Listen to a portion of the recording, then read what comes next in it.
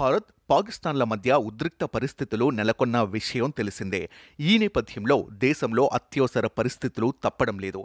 ఎక్కడికక్కడ జనం చిక్కుబడిపోయారు. పలు కారణాలతో ఇతర ప్రాంతాలకు వెళ్లిన వారు, ప్రత్యేకించి పాక్తో సరిహద్దు ప్రాంతాల్లోని రాష్ట్రాలకు వెళ్లిన ప్రజలు మరింతగా ఇబ్బంది పడుతున్నారని చెప్పక తప్పదు. ఇలాంటి వారిలో విద్యార్థులదే అధిక శాతమని చెప్పాలి. ప్రస్తుతం కశ్మీర్కు విద్యాభ్యాసం నిమిత్తం వెళ్లిన వారు తీవ్ర భయాందోళనలో కూరుకుపోయారు.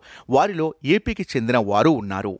ఈ విషయంపై ఇప్పటికే ఏపీలోని కూటమి సర్కార్ తనదైన శైలి వేగవంతమైన చర్యలు చేపట్టింది. జమ్మూ కశ్మీర్లోని పలు ప్రాంతాలకు చెందిన విద్యా సంస్థల్లో ఏపీకి చెందిన చాలా మంది విద్యార్థులు చదువుతున్నారు. మొన్నటిదాకా పరిస్థితి బాగానే ఉన్నా పాక్ ఉగ్రవాద ప్రేరేపిత దాడులు, అంతకుముందు పెహల్గాం ఉగ్రదాడి, తాజాగా ఉగ్ర శిబిరాలపై భారత్ దాడులు, అంతిమంగా ఇరు దేశాల మధ్య యుద్ధ మేఘాలు అలుముకున్న నేపథ్యంలో అక్కడి మన విద్యార్థులు, ఇక్కడి విద్యార్థుల తల్లిదండ్రులు ఆందోళనకు గురవుతున్నారు.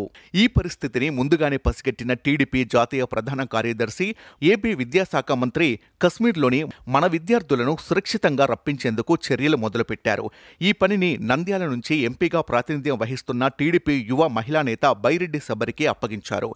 లోకేష్ ఆదేశాలతో నేరుగా రంగంలోకి దిగిన శబరి ఢిల్లీలో రెసిడెంట్ కమిషనర్గా ఉన్న సీనియర్ ఐఏఎస్ అధికారి లవ్ అగర్వాల్కు లేఖ రాశారు. కేంద్ర ప్రభుత్వ రంగ సంస్థలతో సమన్వయం చేసుకుని విద్యార్థులను సురక్షితంగా రాష్ట్రానికి చేర్చాలని అగర్వాల్కు ఆదేశాలు జారీ అయ్యాయి.